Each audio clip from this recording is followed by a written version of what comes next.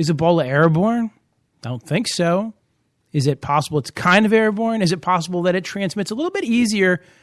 The head of the CDC said, well, we know there has to have been a breach in protocol because they couldn't have caught the virus but for a breach in protocol.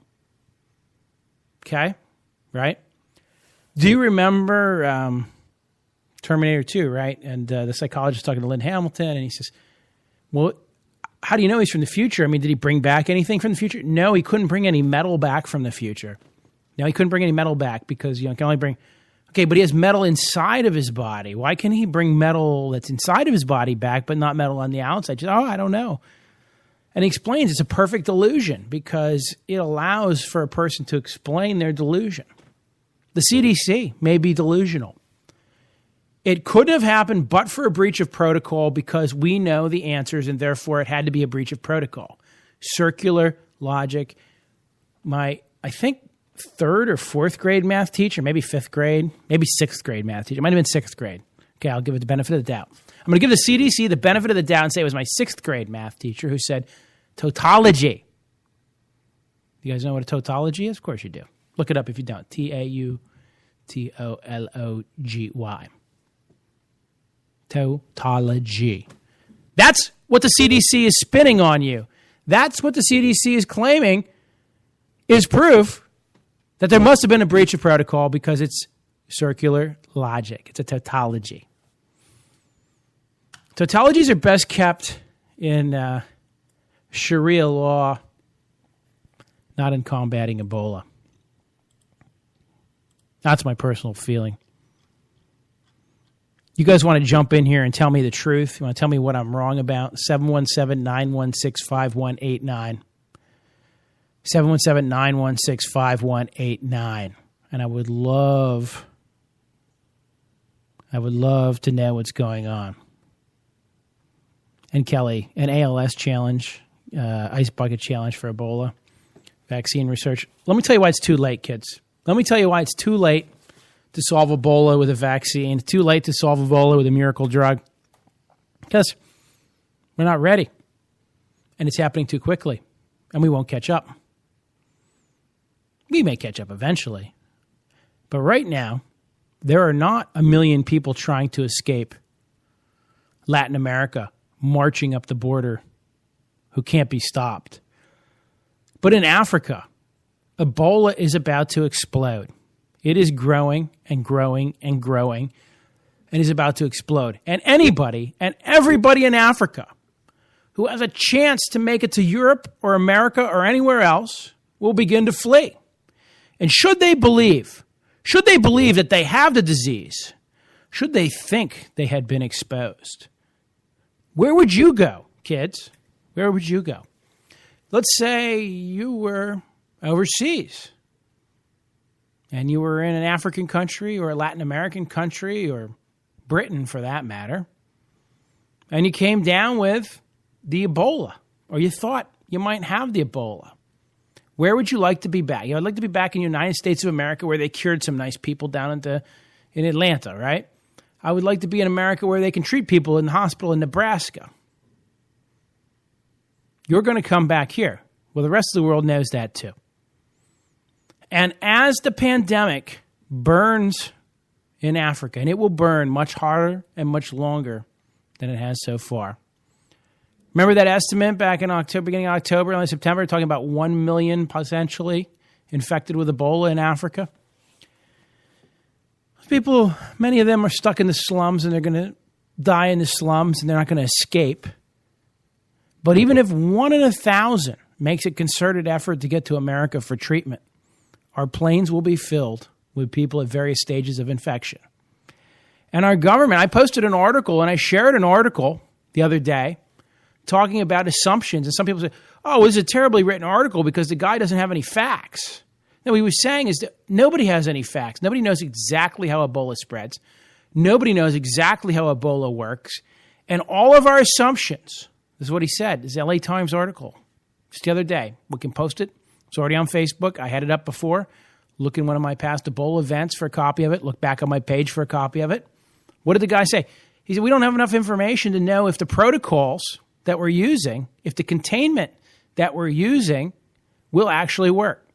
Now, fast forward today when the CDC guy says, well, we know that our protocols must have been breached because somebody caught Ebola, and if the protocols had been followed, they couldn't have caught Ebola. Then look back at that article that said, our protocols are based on assumptions for which we have no facts. It's possible that our protocols are wrong. That takes you outside the tautology. That takes you outside the tautology. Occam's razor, the simplest explanation is the most likely. The simplest explanation is the Spanish nurse and the American nurse caught Ebola because something went wrong. I guess the argument would be, what went wrong? What's more likely? Breach in protocol? But they were unaware of any breach in protocol, and I would imagine that they were very careful in how they handled these things. I would imagine that. Both the nurses. The fact that 2 nurses, under similar circumstances, contracted the disease after dealing with the patient. How did that happen? What was the means? The simplest explanation is the disease is a little sneakier than we realize. It must be so contagious. It must be so contagious that, and maybe it's not airborne, but maybe it's so contagious that if a teeny, weeny bit of virus particles gets in just the right spot on your skin and gets in, you're dead man walking. Yeah, maybe 50% dead man walking. Maybe only, hey, good news, maybe only 20% dead man walking, right? Yay, thank you. I'm no longer afraid. Anyhow, I'm kind of going on a rant there, and I apologize. But we're going to get out some temporal scanners. Not temporal like Doctor Who time, but, temperature on your head. And we're going to scan people's foreheads because we know they're not contagious until they have a fever. We know they're not contagious until they have a fever. Great. They're getting off the plane and you're scanning them. Oh, one of the guys on the plane tested a little positive. Might have just happened in L.A., right? That just broke a few hours ago. Something else going on in Boston right now. Ebola patients may be penetrating this border en masse even as we speak.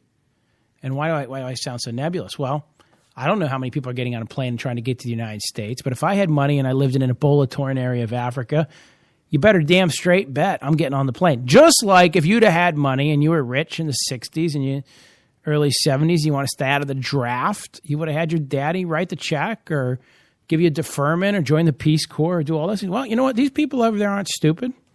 Go to America. They got the cure. They have the cure.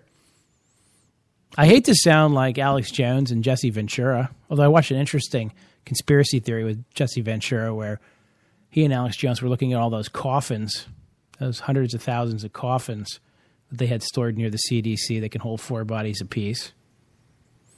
And then the secret prisons that are called residences. They're calling them FEMA camps. I'm not really sure they're FEMA camps, but there definitely is some kind of secret detention centers out there run by FEMA, run by Department of ICE, Immigration, and they can't let anybody in, and there's no way in, and it's a secret ICE facility. I saw an article actually that suggests that people have been coming across the border with maybe Ebola-like symptoms, and they're just being whisked away to nobody knows where.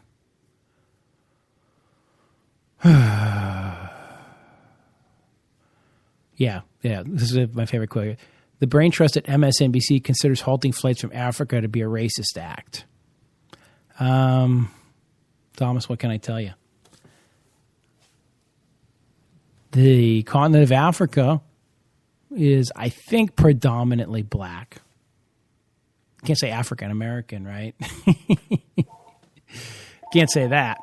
All the phones are ringing. Maybe we'll get a call here. 717-916-5189 if you want to get in on the action, by the way. 717-916-5189. Get you in on the action. But seriously,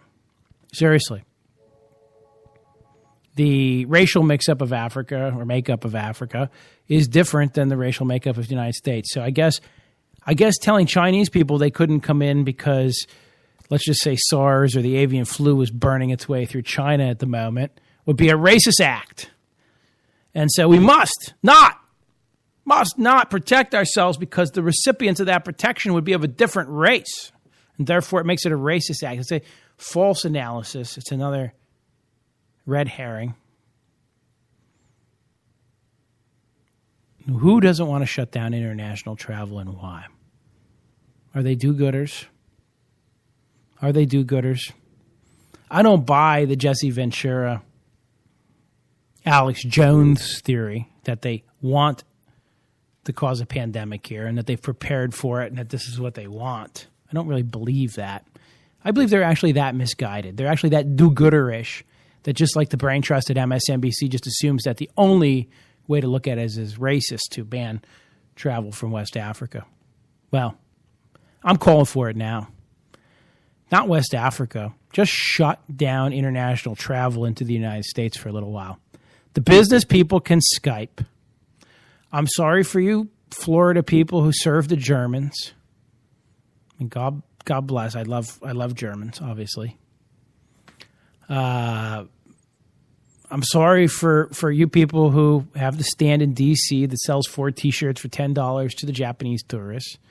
I'm sorry for everybody else out there with their little tourism businesses who are going to suffer. But perhaps we should simply shut down international travel for a little bit just to see if we can get a handle on this. Just get a handle on this. We ground all flights after 9/11. All flights, right? Can't do that here. It's not that big of a crisis. It's not that big of a crisis? Is that what you say? I don't know. I don't know what you say. I know what I say. Anyhow, what else more can I tell you? I just feel compelled to bring it up. I just feel compelled to bring up the fact that it appears that Ebola is creeping its way all over America. It's in Texas, maybe Massachusetts, maybe LAX, maybe came in on an illegal immigrant who was ferreted away that no one knows about, according to some of the people who've been talking, that immigration services is just ferreting any sick patient away and they're just disappearing. I don't know. I don't know. Caller, you're on the air. Caller. Oh, he was here and then gone. Here and then gone. Try again, caller. Yes, try again. I didn't hang up on you. Maybe he got nervous. You can't catch Ebola just from talking to me, okay? We have protocols here that will prevent any caller from catching Ebola. And if you did, we would simply know that our protocols must have failed or not been followed. Oh, wait. If I say they failed, I must be saying that my protocols aren't adequate. But if my line is the protocols were obviously adequate but might have failed, might have not been followed, yeah, that's what we're running with. Because that's the explanation. That's the explanation that will, explain everything. That will explain everything. I think. Maybe. Could be. Possibly. You think? I don't know. I don't know.